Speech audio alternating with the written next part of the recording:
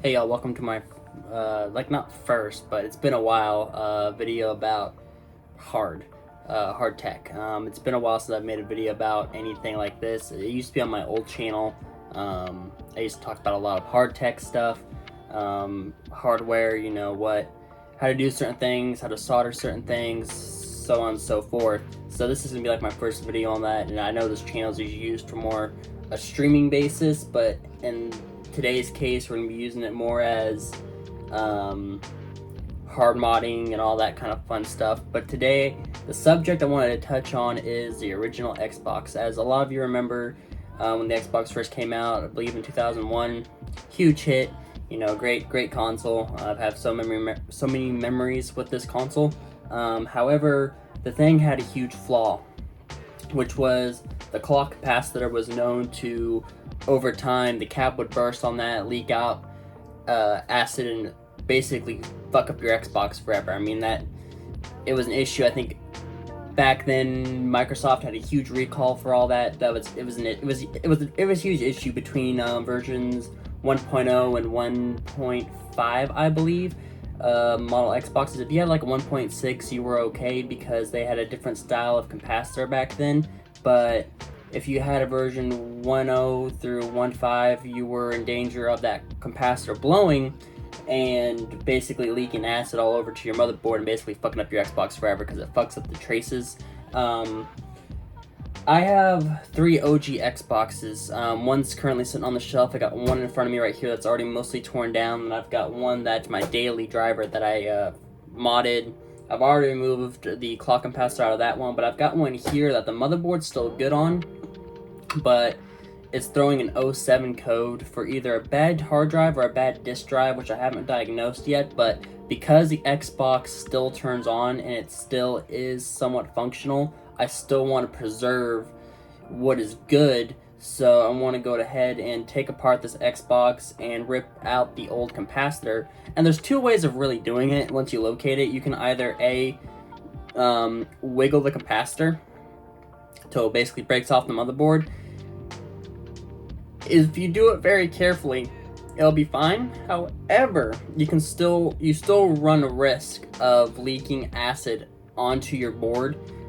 So I prefer the soldering method, and there's many different ways to do it. A lot of people say you need flux to do it and all that. I don't personally do that, but if you're not using flux, you have to be very, very careful where you're putting your soldering iron, because you can, like I said, fuck up traces on your motherboard. But as long as you are very careful on where you do it and how you do it, you should not have an issue removing the capacitor. So this is the one that I just pulled off of my other Xbox that I currently use.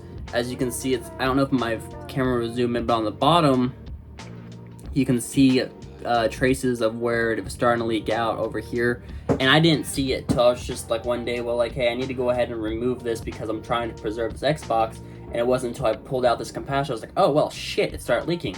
And the best way to take care of that is once you remove the capacitor, take some isopropyl alcohol and a Q-tip and just clean that area up real good. That should solve all your issues. But yeah, so like I said, today I'm gonna be more worried about getting this one taken care of. I've got it's already in kind of like some pieces here and there, so I'm gonna try to put it back together as best as I can to kind of show you what to do and how to take it apart and what capacitor you need to pull, so that way this issue doesn't happen to you. So let me go ahead and move my camera over here so you can see this better, and we'll get started. Alright, so unfortunately I don't have my phone stand that I usually use to do these kind of videos. It's probably still located in my storage unit. So I literally have my phone set up in the most jankiest way possible. I wish y'all could see. I basically have tape running along the screen, and then it's going up to the wall to basically create this the tilt. But oh well, we're gonna use it for today. I just need to go by my storage unit and go pick it up. But so what we're looking at is it's pretty much all together. The only thing that's missing as of right now is the tray that this sits in. So I'll start with that. So let's pretend that the tray's in here. The first thing that you'll remove is the hard drive data cable. You'll also go ahead and remove the power. Usually will run. Oh, let me set this up. Okay, that's good. The power cable usually runs off to the side in little clips that go along the cable. You usually kind of like pull this out a little bit, pop off your cable, and then since this is usually either tapped in or screwed into the tray, you'll undo this first, put it off to the side, and then you remove the hard drive with the tray. Your next big piece is going to be this, your drive. Not very hard to do. Basically all you do is you'll come back here, you'll pop the data cable off, the power cable off, and then you just lift it straight out. The next big component we're going to be removing is, well, not really component, but just cables, is we're going to go ahead and remove the data cable. When you put that off to the side, you'll also be going ahead and removing just any power cables, anything that is in the way. Got that cable. Go ahead and pop this one off here. That one's already undone. Go ahead and unplug your fan in the back. From there, you're gonna have a bunch of torque spits along the board. They are a I wish I could tell you, a T10 is what they're gonna be, and you're gonna have 1, 2, 3, 4, 5, 6, 7, 8, 9, 10 T10 screws all along the board. Once you get those removed, you should go ahead just to pull the board, kind of tilt it, and pull it straight back out. This one seems it's going to be a little fussy with me today.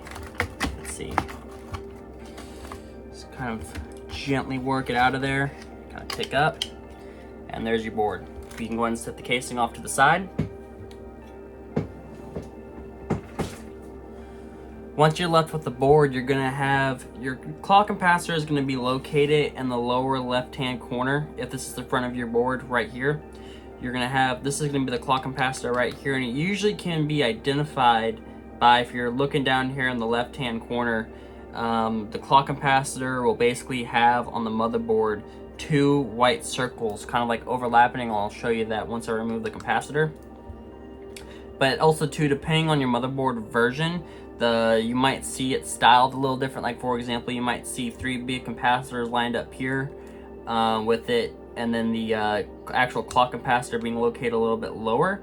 But most of the time it's going to be in this general location. You can also Google up your version motherboard to find out where the clock capacitor is located, but generally it's going to be always located in the left-hand corner. So once you locate the clock capacitor, like I said, there's 2 ways to remove this. You can either just gently go ahead and shake it left and right and pop it out. Again, like I said, that you always run the risk of it leaking out still if you don't do it correctly. So I always prefer the solder method, just to go ahead and carefully remove it. So what we'll do is we'll go ahead and we'll heat up our soldering iron. Let's see, where did I put that son of a bitch? Go ahead and plug that thing in. We'll go ahead and we'll just give it a little bit to heat up. So, inspecting the board as well, I'm just kind of looking around. It looks like we got a few more capacitors that are ready to blow. It looks like we've got this one here, the cap looks like it's ready to blow on. This one here is also ready to blow. That one looks okay.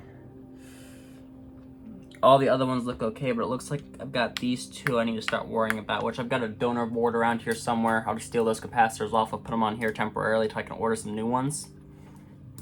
But like I said, today our main focus is just going to be to go ahead and remove this clock capacitor, which I'll kind of pull it up to the camera so I can show you. Like I said, this is the front of your board, lower left-hand corner. This one's going to be your clock capacitor right here. And sometimes it will be raised. Sometimes it's going to be soldered all the way flat to the board. It always depends.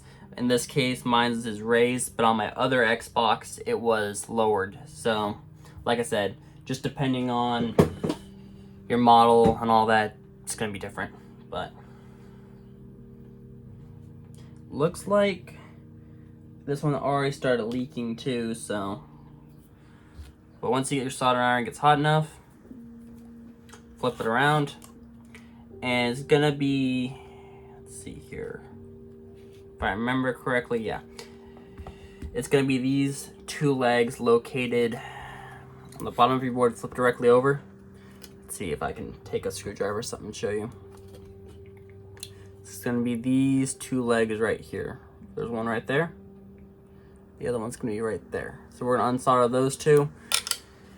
And then just as we're unsoldering, gently wiggle out the capacitor, which already feels very loose, which isn't comforting. Oh yeah, a leg already popped off, so it has been leaking. Okay, well we'll go ahead and remove the leg anyway. So once your soldering iron heats up enough, like I said, usually flux is better to use if you're doing this, but I'm just doing soldering iron directly to solder just to heat it up and pull it out, which I've never had an issue with. But if you're not experienced a lot doing all this, I wouldn't do it without flux just because it helps. But I'm gonna go ahead and carefully heat up just that area where the pin's located and just gently start wiggling out.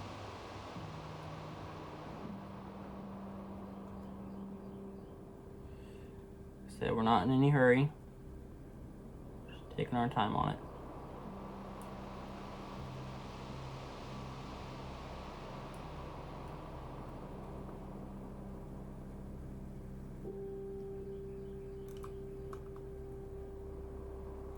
I'm just heating up this side too as we go, even though it's not necessary. But if one of your pins isn't broken, definitely heat up both sides. But in my case, since one of the legs is already snapped due to acid just eating away at it, then I'm just only doing this one side. But if both legs are still good, it's not broken, then do both sides as you go. Just like I said, take your time. Don't be in any hurry, because that's how you fuck it up. So we'll go ahead and we'll just gently, just like I said,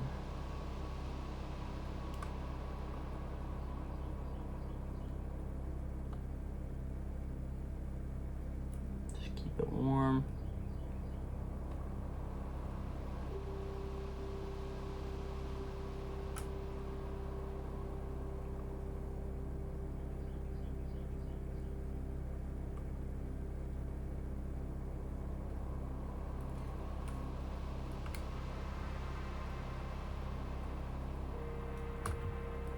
There we go. Yeah, as you can see on the bottom of this one, kind of hard to see with my shitty camera, but you can already see that it leaked out. So, but the motherboard still turns on, so I'm hoping to God that after I just clean it with some isopropyl alcohol, I can save it. Once I got that out, I'm gonna go ahead, I'm gonna take some pliers, and I'm gonna go ahead and get out that leg that broke. Let's see here, if I can find my tweezers. Yeah. So we'll go ahead and we'll just grab onto the leg. Yeah, it's been very eaten away at. Take our soldering iron. Come on, grab onto the leg. We're just gonna pull straight out.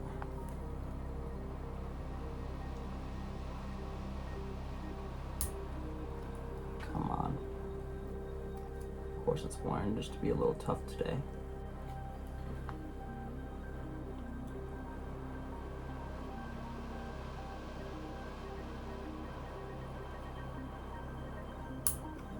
Okay.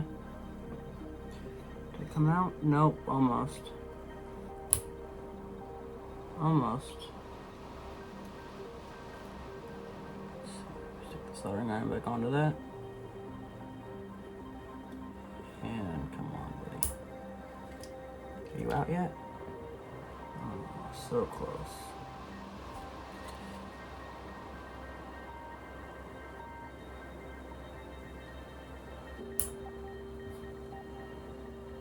Just want to be so tough.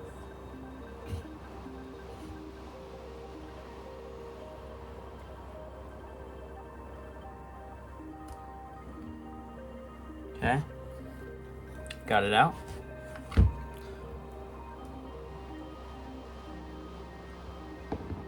I don't know if you guys can see that, but that's what I was talking about. One of the legs broke off, just being corroded.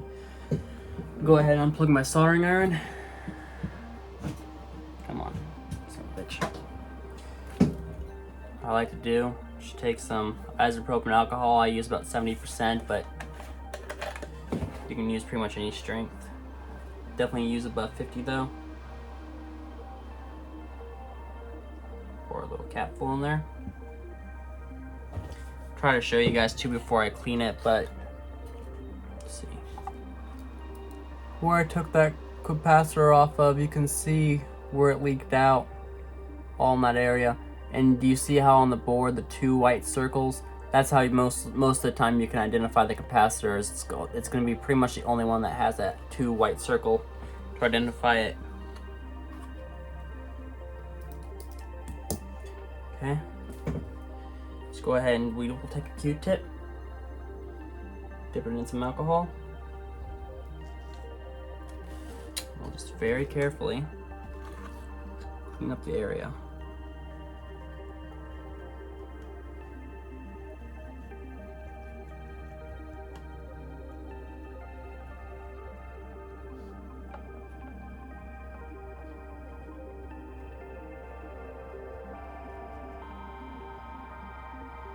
Okay.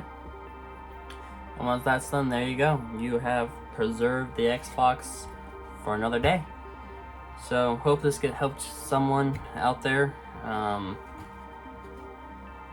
But like I said, I've got more to worry about on this board now. Now that I just noticed that these 2 capacitors are starting to blow on the top. But as of right now, my main concern was taken care of, so now I can start focusing on figuring out my 07 code, get that fixed, and then I'll start worrying about the other parts. So thank you all for watching, and I'll see you on the next video.